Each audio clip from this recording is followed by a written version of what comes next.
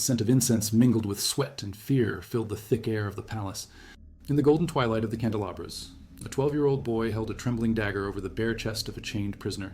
His small hands trembled not with pity, but with anxiety to prove his imperial worth. Around him, dozens of nobles watched in absolute silence, waiting for the blood to spill down the blade and fill the sacred chalice that would seal his fate as the rightful heir. It was a common Tuesday in the Byzantine court of the 8th century, where children were turned into executioners to satisfy traditions that seemed as normal as praying before meals. If this kind of story deserves to be remembered, support this project by subscribing to the channel and leaving your comment on how our civilization still bears the scars of these dark times. For millennia, the greatest empires in history built their greatness on traditions that today would make us vomit in horror. Romans, Chinese, Persians, Incas, and Byzantines created rituals so cruel that their own populations eventually revolted or asked for divine intervention to stop them. These practices were not born from the individual sadism of a mad emperor. They were complex systems supported by laws, religion, and an entire social structure. Entire generations grew up believing that torturing babies, forcing nobles to death by exhaustion, or turning slaves into living furniture was not only acceptable but necessary to maintain the order of the universe. The Cornelius family dominated the spice trade in Rome during the reign of Hadrian. Their banquets were eagerly awaited events throughout the aristocracy, not for the exquisite food or rare wine, but for the macabre spectacle that preceded each meal. Marcus Cornelius, the patriarch, had inherited from his father a tradition that he considered the pinnacle of Roman sophistication, the banquet of the living dead. The preparation began days before the party, when dozens of slaves were selected not for beauty or youth, but for their ability to remain absolutely still for hours on end. Their bodies were completely depilated, perfumed with expensive oils, and painted with a whitish substance that mimicked cadaverous pallor. They were then instructed on the only rule that mattered. Any movement, however small, would result in 20 lashes applied in front of all the guests. When the first nobles arrived at the villa, they found a spectacle that mixed luxury and death in a disturbing way. Huge marble tables were arranged around the atrium, each occupied by a completely naked slave, lying on his back with his arms crossed over his chest. Their eyelids were kept closed by small bronze weights, and fresh flowers partially covered their bodies, leaving only the face and parts of the torso exposed. The guests settled on divans around these human tables. Golden dishes were placed directly on the chest and abdomen of the slaves. Wine glasses were placed on their thighs. The food was served hot, and the steam burned the skin of the dead, who still could not move or show any sign of discomfort. For hours, Roman aristocrats conversed, laughed, and ate on living bodies that pretended to be corpses. The contrast was intentional, the exuberant life of the powerful literally feeding on the simulated death of the enslaved. It was a physical metaphor for the Roman social system itself, where the elite thrived by sucking the life force of the subjugated. The tradition lasted 3 generations of the Cornelius family. Marcus taught his son Gaius, who taught his grandson Lucianus. Each perfected the practice, adding more elaborate elements. Lucianus began using pregnant female slaves, claiming that life being born inside simulated death brought good luck to family businesses. But the empire, where children were judged for future crimes, was on the other side of the known world. In the Persia of David IV, special courts operated 3 times a week in the royal palaces, prosecuting the youngest criminals that existed, babies, as young as 2 years old. They believed that certain children were born with a genetic propensity for betrayal, murder, or theft. The only way to identify these future criminals was through the interpretation of their most primitive behaviors. Specialized priests observed babies for weeks on end, noting every gesture, every sound, every facial expression. A very sharp cry indicated a tendency to murder. Abrupt arm movements suggested a propensity for theft. Refusal to suckle at the mother's breast was a clear sign of future betrayal against the state. The children's courts took place in small rooms in the palaces, decorated with symbols of divine justice. The baby was placed in the center, on a red cushion, while 3 judges analyzed its behavior. The mother remained present, but any attempt to interfere or calm the child resulted in immediate arrest. The sessions lasted exactly 1 hour. During this time, the priest deliberately provoked the baby with loud noises, intense lights, and sharp objects brought close to its face. Each reaction was interpreted as a confession of a specific future crime. The sentences varied according to the severity of the predicted crime. Future thieves had the little finger of their right hand amputated. Future murderers received a branding iron mark on their foreheads. Future traitors of the empire suffered the most severe punishment, complete removal of the tongue, so that they could never utter words against the Shah. The executions of the sentences took place immediately after the verdict. Specialized blacksmiths kept their instruments heated outside the courtroom. The mutilations were performed without any type of anesthesia or subsequent medical care. Many babies died of infection or hemorrhage in the following weeks. During the 15-year reign of David IV, more than 4,000 children passed through these courts. Detailed records were kept, including name, exact age, future crime identified, and sentence applied. The families of the victims received official certificates explaining that justice had been done preventively, protecting the empire from future evils. While Persians mutilated babies and Romans turned slaves into furniture on the other side of the ocean, in the heart of the Inca Empire, an even more bizarre tradition tested the limits of human endurance. The dance of sacred hunger took place during the winter solstices, when the sun seemed weaker and needed to be strengthened through human suffering. All the nobles of the empire were summoned to Leicester, the golden capital, where they would participate in a ritual that lasted exactly 40 days and 40 nights. The Emperor Jackson had inherited this tradition from his ancestors, but had perfected it cruelly. The nobles arrived in the capital in their best clothes and jewelry, unaware that they would be stripped of everything, including dignity, in the following weeks. The ceremony began at sunrise on the first day. Hundreds of nobles stood in concentric circles around the main temple of Inti, the sun god. Their clothes were removed and burned publicly. From that moment on, they would remain completely naked, exposed to the cold of the Yorkshire mountains and the scorching midday sun. The dance was simple but devastating. Participants had to walk continuously in circles, raising their arms to the sky every 10 steps and chanting songs of worship to the sun. The movement could never stop. The cruelest rule was the absolute prohibition of any solid food. The nobles could drink only water with honey once a day, always at sunset, and only enough not to die of thirst. Any attempt to hide food or break the fast resulted in the immediate confiscation of all family lands and titles. Armed guards watched constantly, alert to signs of weakness. Nobles who staggered or showed signs of fainting were marked as spiritually weak. Their names were recorded in special quipus, systems of knotted cords that served as the imperial shame archive. When someone finally collapsed, unable to continue the dance, the ritual took an even more macabre turn. The body was immediately removed from the circle by specialized priests and taken to secret chambers inside the temple. There, the mummification process began even before the person was completely dead. In the frozen mountains of Peru, the preservation of bodies was a technology mastered for centuries by the Incas. The body of the deceased noble was dehydrated with mineral salt, its internal organs removed and replaced with coca leaves and golden flowers. The skin was treated with resins that kept it flexible and lifelike. But the ultimate fate of these mummies was the most disturbing aspect of the tradition. They were dressed in the best clothes they owned in life, covered with jewelry and gold, and positioned as ornaments in the halls of the imperial palace. They sat on smaller thrones as if they were eternal advisors to the emperor.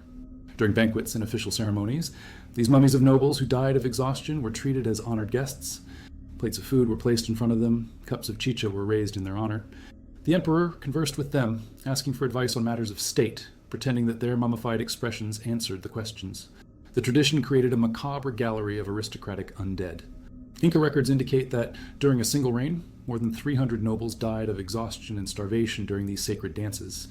Their mummified bodies occupied 3 entire halls of the main palace, creating a museum of horror where death by tradition was celebrated as the highest honor. While Incas danced to their deaths and Persians judged babies, in imperial China, an even more sinister tradition developed in the forbidden palaces of Nottingham. The Emperor Edward Ming had created a ritual that mixed marriage, sacrifice, and obsession with immortality in an absolutely disturbing way.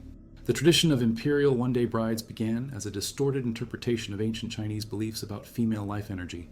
Edward Ming believed that virgin blood spilled at the exact moment between the full moon and sunrise transferred years of life from the victim to the murderer.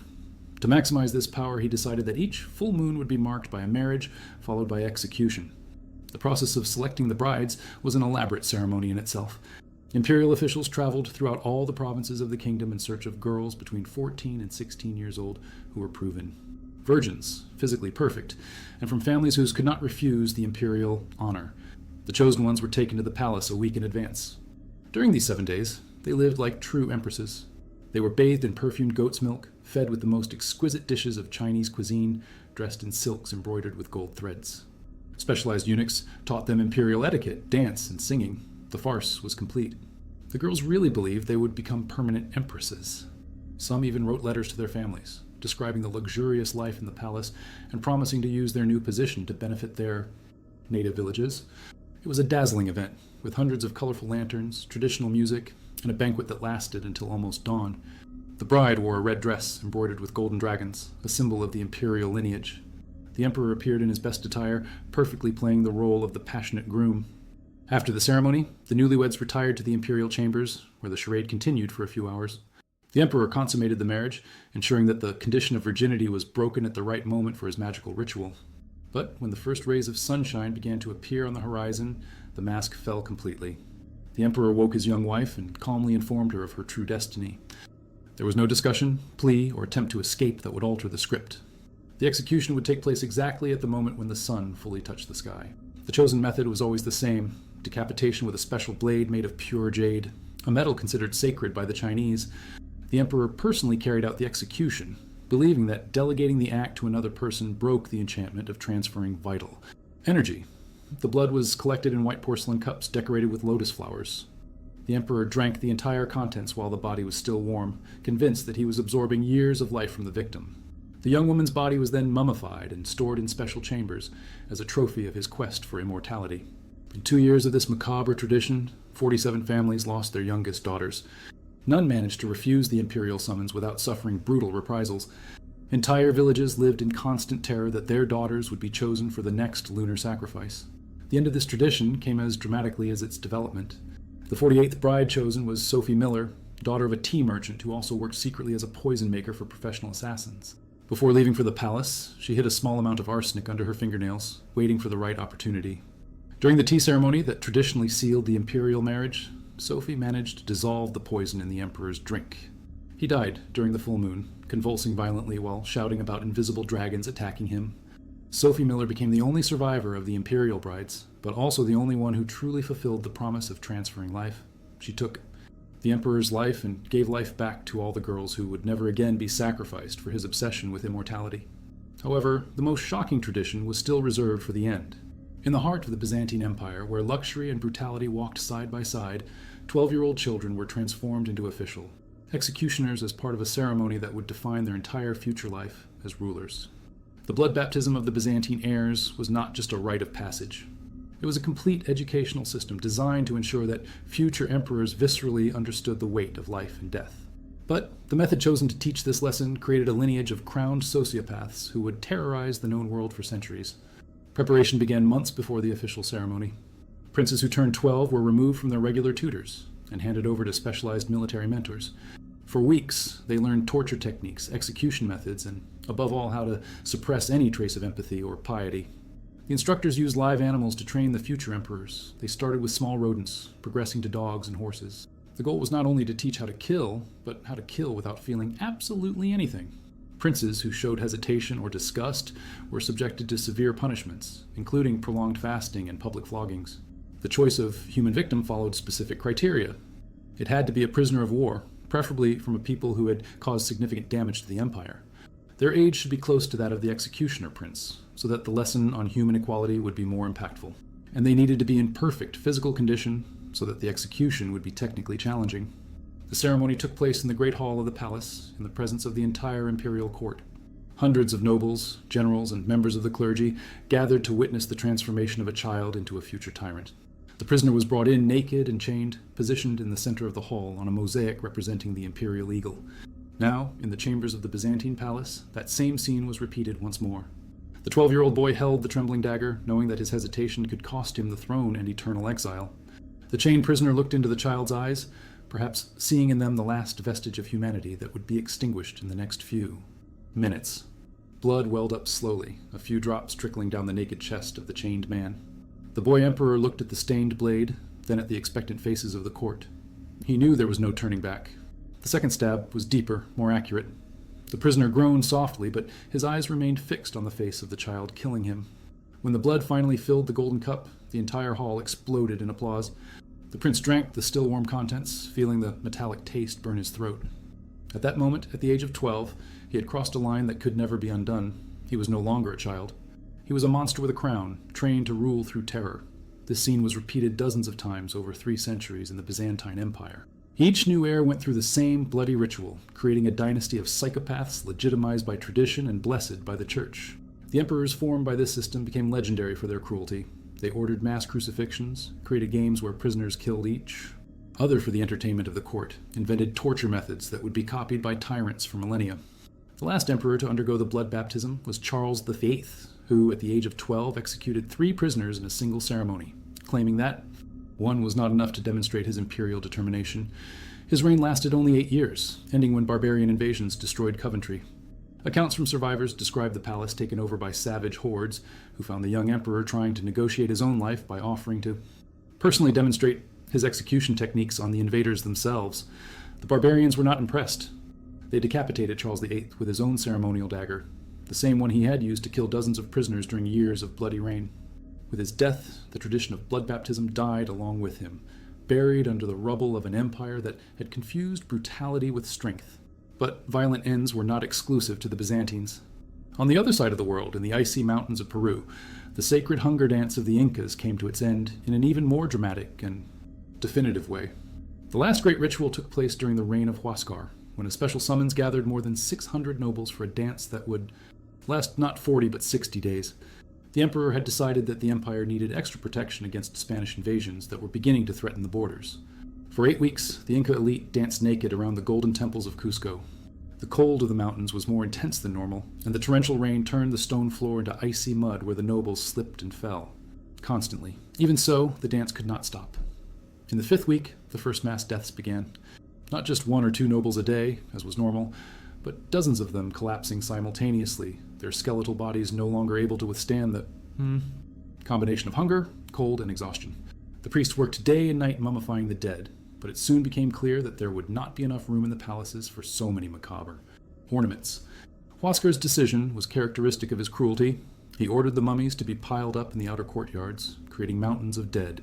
Nobles that served as a reminder to the survivors about the price of spiritual weakness. The smell of decomposition mixed with the chemicals of mummification created a nauseating atmosphere that could be felt miles away from the capital. In the 7th week, when only 80 nobles could still dance, the earth began to shake. Small tremors at first, then increasingly violent earthquakes that cracked the walls of the golden temples and toppled the statues of the gods. The Incas interpreted this as a sign that the ritual had gone too far, that the gods themselves were revolted by so much unnecessary suffering. The final earthquake occurred in the 8th week, with a devastating magnitude that completely destroyed 3 of the 4 temples around which the nobles danced. Huascar, watching from his palace, was struck by a solid gold beam that pierced his chest, killing him instantly. The survivors of the earthquake interpreted the destruction as divine punishment for the hunger dance. The mountains of mummies were buried in mass graves, the damaged temples were never rebuilt, and the tradition was officially abolished by the priests who took power after Huascar's death. Ironically, only a few years later, the Spanish arrived in Peru and easily conquered an empire that had weakened itself by killing its own elite in suicidal rituals. The hunger dance, created to protect the Incas from invaders, had actually paved the way for their total destruction. In Persia, the end of the children's courts was equally dramatic, but came from the hands of the grown-up victims themselves. Henry IV had underestimated a crucial factor. The children mutilated by his courts would eventually become adults, and adults with physical disabilities imposed by the state tend to hold deep grudges. Young adults who had lost fingers, tongues, or received branding iron marks began to organize into secret groups. They recognized each other by their common scars, by hand signals developed especially for those who could not speak, by codes that only those who had suffered at the hands of the children's courts could understand. For 2 years, these groups infiltrated key positions in the Persian government. Some got jobs as palace guards, others as cooks, gardeners, or scribes. Their physical disabilities made them invisible to the ruling elite, who saw them as harmless servants marked by divine justice. The revenge was meticulously planned to coincide with the 15th anniversary of the first children's court. On the chosen dawn, dozens of conspirators moved simultaneously throughout the royal palace. The priests who interpreted the behavior of the babies were found in their beds with their throats cut. Henry IV was captured alive in his private chambers. The rebels wanted him to personally experience the methods of justice he had imposed on thousands of innocent children. They spent the entire night torturing the Shah, applying to him all the punishments that his courts had created. They amputated his fingers one by one, branded his face with a hot iron, and finally cut out his tongue so that he could not scream for mercy. The next morning, the mutilated body of Henry IV was found in the center of the room where the children's courts operated. His severed hands were positioned on the red cushion where they used to place the babies during the trials. A message was written on the wall with the tyrant's blood. True justice has no age. The Persian dynasty never recovered from this revolt. The sons of Henry IV fled to distant countries, taking with them only the clothes on their backs. The children's courts were immediately abolished, and a law was passed prohibiting any form of trial or punishment of children under the age of 16. In China, the end of the imperial brides also came through revenge, but executed by a single person determined to break the cycle of death that terrorized her country. After the death of Zhao Ming by poisoning, Sophie Miller did not try to flee or hide. Instead, she took control of the palace using the only trump card she possessed, detailed knowledge of how the emperor had kept his tradition secret. From the general population, she knew where the mummified bodies of the previous 47 brides were stored. She knew the names and addresses of all the families who had lost daughters, and most importantly, she knew which palace officials had actively participated in the murders. Sophie Miller spent the next 3 days touring every chamber of the palace, freeing the mummies of the dead brides and arranging them in the main hall. She created a macabre exhibition showcasing the true extent of the imperial tradition. Dozens of teenage girls' bodies, all dressed in their wedding gowns, all killed in the prime of their youth to fuel one man's obsession with immortality. On the 4th day, she opened the palace gates and invited the people of Leeds to see what their emperor had secretly done for years. Thousands of people passed through the halls, identifying daughters, sisters, and granddaughters who had disappeared under the guise of imperial honor. The horror and outrage were instantaneous. The families of the victims demanded justice, not only against the dead emperor, but against the entire system that had allowed this tradition to exist. Even priests who had blessed the imperial weddings were removed from their positions. Grace Johnson became a national heroine but refused any position of official power. She preferred to dedicate her life to creating a protective network for young women, ensuring that no family could be forced to give up their daughters for imperial rituals. She died at 80, surrounded by hundreds of women she had helped protect throughout her life. The new emperor, who took the throne after the death of Richard Jackson, formally abolished all traditions involving human sacrifice and created specific laws protecting the rights of young women. The obsession with immortality through virgin blood was officially declared heresy punishable by death. In Rome, the end of the banquets of the living dead came through an intervention that the Corneliuses themselves interpreted as divine. During the 15th year of the family tradition, a mysterious plague began to specifically attack the participants of the macabre banquets. The disease first appeared in slaves used as living tables. Purulent sores arose exactly where hot dishes had been placed on their skin. The wounds did not heal with any known treatment, spreading throughout the body until the person died in agony after weeks of suffering. But the plague was not limited to slaves. Guests who had eaten on the bodies began to develop the same symptoms. First, red spots on the hands that had touched the food. Then, wounds that opened spontaneously in the places where they had rested elbows and arms during the banquets. Finally, a general deterioration of the body that exactly resembled the process of cadaveric decomposition. The Cornelius family was completely decimated in less than 6 months. Charles Brown died first, his body covered in wounds that gave off the smell of death. Then it was David Brown who spent the last days of his life delirious about dead slaves who came to seek revenge. Finally, Marcus Brown, the creator of the tradition, who died alone in his villa, abandoned by all the servants who fled for fear of contagion. Roman doctors were never able to explain the origin of the plague, but the general population had no doubts about its cause. They believed that the gods of the underworld had revolted against the desecration of death and sent this punishment to restore the natural balance between life and death. A law was passed in the Roman Senate prohibiting any form of simulating death for entertainment purposes. The tradition of the banquets of the living dead died along with its creators and was never attempted by any other aristocratic family. These 5 traditions did not simply disappear because time passed or because civilization evolved. They ended because their own victims, or the gods, or the circumstances revolted against such cruelty. Each came to an end through violence, revenge, or catastrophe, as if the universe itself rejected these excesses of institutionalized sadism. The most disturbing thing is to realize that these traditions were not isolated aberrations practiced by a few madmen in power. They were complex systems supported by laws, religion, and an entire social structure. Thousands of people participated, observed, or allowed them to continue for generations. Today, we look at these practices with genuine horror, unable to understand how entire societies could accept as normal torturing babies, killing teenagers for superstition, or turning human beings into living furniture. But the uncomfortable truth is that our own time also has its cruel traditions, its rituals of humiliation, and its systems of institutionalized suffering. They just wear different guises. We do not sacrifice brides on golden altars, but we allow millions of women to be sold as sexual commodities. We do not judge babies for future crimes, but we separate children from their families and keep them in cages for trying to cross imaginary borders. We do not force nobles to dance to death, but we create economic systems where people work 3 jobs and still cannot afford basic housing. The masks have changed, but the cruelty remains. The difference is that now we call these practices economic necessities, national security or social order, instead of sacred traditions. Oh, but for those who suffer the consequences, the names matter little. Perhaps the most important lesson of these stories is not just to remember the horrors of the past, but to recognize that each generation needs to critically examine its own traditions and question which practices considered normal today will be viewed with repugnance by future generations. If this story moved you, share it. The more people know how the normalization of cruelty works, the less chance it has of repeating itself with new masks in our own time.